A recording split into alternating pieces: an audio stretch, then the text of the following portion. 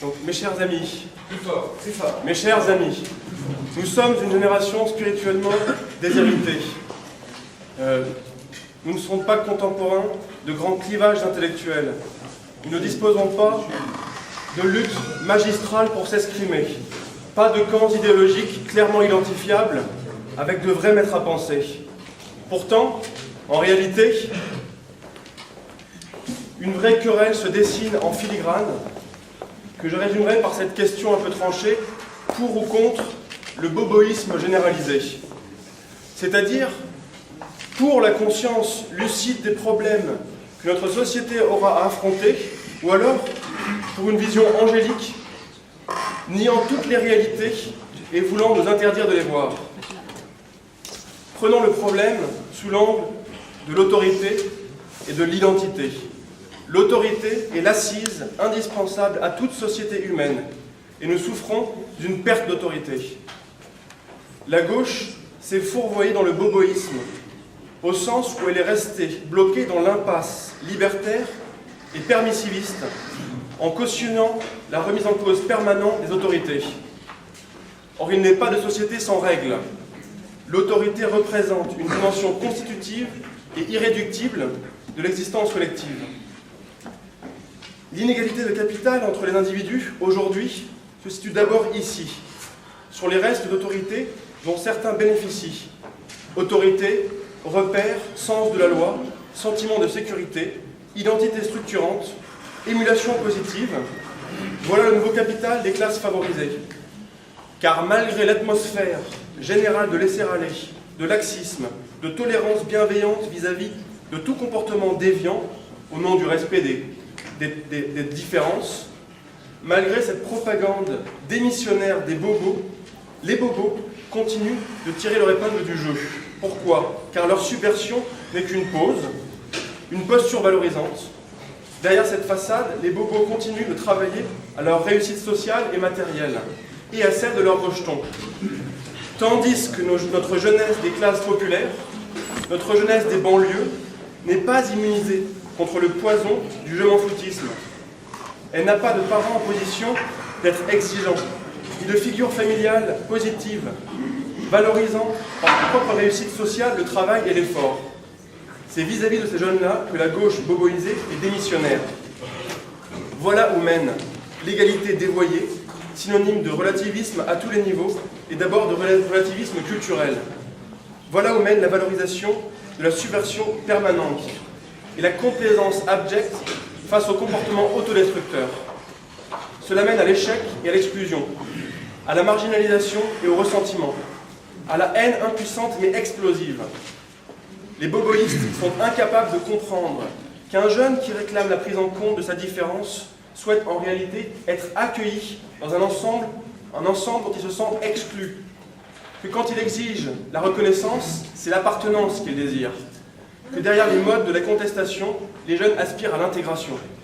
Seulement voilà, en faisant semblant de croire à ces velléités identitaires, pire, en favorisant, pour ne pas dire incitant, à la subversion insouciante, à la contestation facile et excitante, la gauche morale des bons sentiments n'est pas simplement complaisante et démissionnaire, elle est criminelle.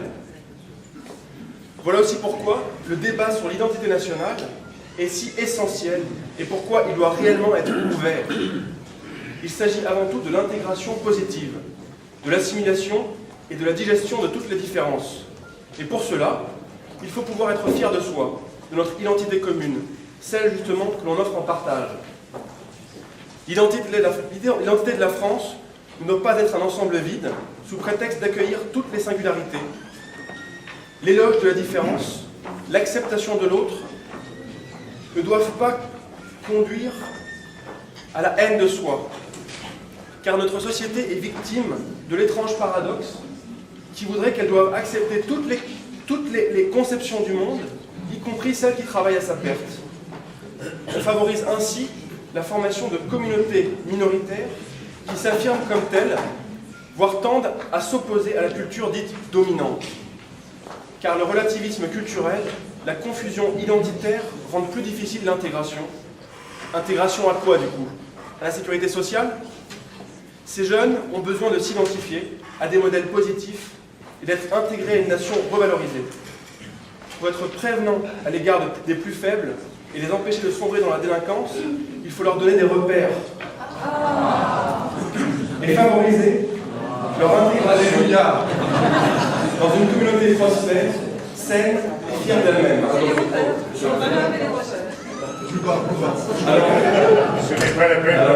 Alors l'inverse de la gauche colonisée, la gauche moderne doit porter des valeurs saines et des paroles de bon sens. LGM ne dit pas, elle, son devoir vis-à-vis des classes sociales défavorisées. LGM sait que les structures fortes servent à protéger les plus faibles. Que ce nivellement des valeurs, ce sont les faibles qui en souffrent. De même que ce sont les faibles qui ont besoin le plus de cadre et qui souffrent le plus de l'insécurité, de l'indifférenciation culturelle et morale. Entre parenthèses, il faudra un jour s'interroger sur la notoriété et le flux démentiel que ramassent nos starlettes de la télé et du cinéma, nos dignités du foot ou nos militaires du showbiz, nos vedettes du business de l'art, ces aristocrates bouffons, ou même les mannequins qui sont nos nouvelles icônes dénudées, placardées de façon émontée dans une ambiance porno chic. Car ce sont avant tout ces modèles-là que nos jeunes ont dans la tête. Un monde de remilitude fortunée où l'on peut tout se permettre et à qui on passe tout. Voilà. Comment peut-on ne pas avoir l'influence désastreuse de cette pipolisation, de ces nanas obscènes aux fortunes faramineuses? Comment les jeunes n'auraient-ils pas la tête qui tourne quand elles tournent même à nos hommes politiques? Nous voulons tous être des stars aujourd'hui et se rouler dans la fange mondaine de la complaisance scandaleuse, dans le luxe et le sucre.